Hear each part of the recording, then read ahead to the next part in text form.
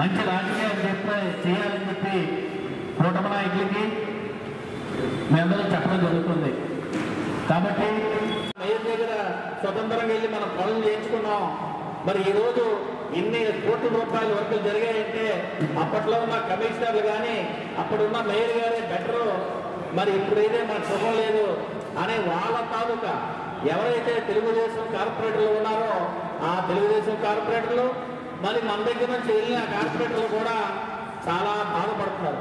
చాలా మనం పోటీ చేసి మన అభ్యర్థులు గెలిపించుకోవడానికి మన పెద్దల సహాయ సహకారాలతో మనం ముందుకు తీసుకెళ్తామని చెప్పి అనుకుంటున్నాం. అలాగే ఎడిషనల్ కమిషనర్లు కానీ అప్పుడున్న సెక్రటరీలు కానీ చెప్పడం జరిగింది. కానీ దానికి విరుద్ధంగా పెన్సిల్ మార్కులతో వాళ్ళు బ్యాలెట్ పేపర్లన్నీ కూడా ఇన్వాలిడ్ చేయాలని చెప్పి మేము కోరాము. కానీ అప్పుడు కమిషనర్ గారు కూడా దాని మీద స్పందించకుండా వాళ్ళకి ఏకగ్రీవంగా గెలుపుకు సహకరించారు. దాని మీద మేము ఎలక్షన్ జరపాలి, ఏవైనా రూల్స్ ఉంటే ముందుగా మాకు తెలియజేయాలని, తద్వారా ఏదైతే ఆ రూల్ మీరు ఫ్రేమ్ చేశారో ఆ రూల్ ప్రకారమే ఆ ఓటింగ్ జరిపించే విధంగా చర్యలు తీసుకోవాలని చెప్పి మరి కమిషనర్ గారిని కూడా మేము ఈ ప్రెస్ మీట్ ద్వారా కోరుకుంటున్నాం. ఈ పార్టీ సమావేశం ఇచ్చేసినటువంటి ప్రింట్ అండ్ ఎలక్ట్రానిక్ మీడియా సోదరులందరికీ కూడా మనస్ఫూర్తిగా ధన్యవాదాలు తెలియజేసుకుంటూ, అదేవిధంగా వైఎస్ఆర్సీపీ జీవీఎంసీ కోర్టు బాలాశ్వరి గారికి, జీవీఎంసీ స్టాండింగ్ కమిటీ అభ్యర్థులందరికీ కూడా నమస్కారాలు తెలియజేసుకుంటూ, ముఖ్యంగా ఇప్పుడే మా ఫ్లోరర్ గారు మాట్లాడుతూ చాలా స్పష్టంగా కొన్ని విషయాలు చెప్పడం జరిగింది. గతంలో జరిగినటువంటి మేయర్ మీద ఏదైతే నో కాన్ఫిడెన్స్ మోషన్ కానీ డిప్యూటీ మేయర్ గారి మీద జరిగినటువంటి నో కాన్ఫిడెన్స్ మోషన్ ఏదైతే ప్రక్రియ జరిగిందో ఆ ప్రక్రియలో అప్రజాస్వామికంగా మా పార్టీ నుంచి వెళ్ళినటువంటి 27 మందిని వాళ్ళు వివిధ రకాల కారణాలతో వాళ్ళు భయపంపు చేయవచ్చు, వాళ్ళ పర్సనల్ ఇష్యూస్ కావచ్చు, ఫైనాన్షియల్ ఇష్యూస్ కావచ్చు, ఏదో విధంగా 27 మందిని వాళ్ళని తిప్పుకోవడం, ఆ 27 మంది కూడా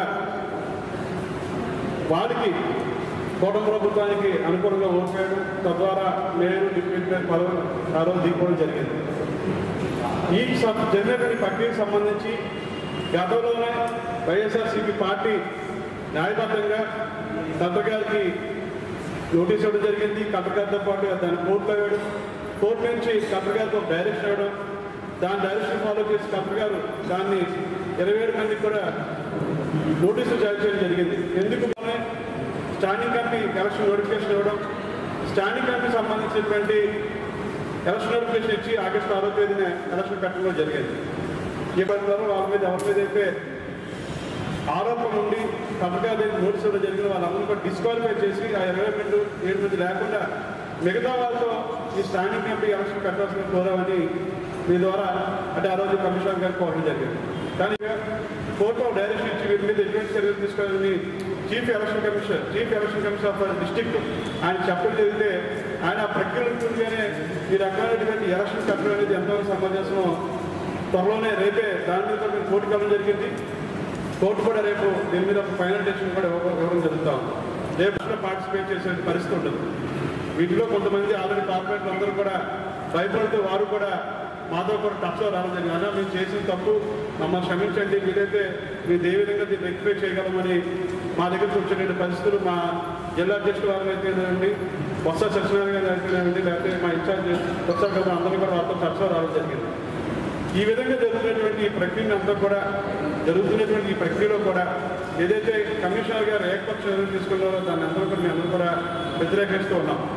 అంతేకాకుండా ముఖ్యంగా మీడియా సమావేశం పెట్టడానికి కారణం ఏదైతే మేము 10 మంది స్టాండింగ్ కమిటీ క్యాండిడేట్స్ ఎవరైతే మీ అందరూ కూడా ఎలక్షన్లో మనస్ఫూర్తిగా పార్టిసిపేట్ చేస్తా ఉన్నాం. చాలామంది రోమర్స్ పెట్టారు, మీరు పార్టిసిపేట్ చేయరు, లేకపోతే ఇది ఉంటారు, లేకపోతే అది ఉంటారు, లేదా రకరకాలుగా అంటే మనిషికి మైండ్గా మాట్లాడేది ఫస్ట్ నుంచి కూటమి ప్రభుత్వానికి ఉన్నటువంటి చర్యగా చేయడం జరిగింది.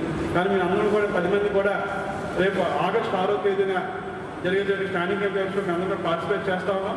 అదే పాయింట్ ఏదైతున్నాయో గతంలో టెండర్ అయిపోయి ఏదైతే మొత్తం మీద పనిచేయడం రెడీగా ఉన్న వర్క్ కూడా ఈరోజు కూడా మేయర్ గారు వెళ్ళి శాంక్షన్ జరిగింది. ఒక్క అభివృద్ధి పనులు కూడా కొత్తగా ఏమైనా మేయర్ గారు శాంక్షన్ చేశారు. ప్రతిగా మేయర్ గారిని అడుగుతా ఉన్నాం. ఒక్క అభివృద్ధి పని గతంలో బయాసుగా అంటే వాటితో సంబంధం లేకుండా అభివృద్ధిని మాత్రమే ధ్యేయం చేసుకుంటూ ప్రతి వాటి టీడీపీ కార్పొరేట్ కావచ్చు, లేకపోతే జనసేన కార్పొరేట్ కావచ్చు, లేకపోతే ఇండిపెండెంట్ కార్పొరేట్ కావచ్చు, ప్రతి ఒక్క కార్పొరేట్ గత మేయర్ గారు కానీ గత ఉన్నటువంటి కమిషనర్స్ కానీ దాన్ని శాంక్షన్ చేయడం జరిగింది.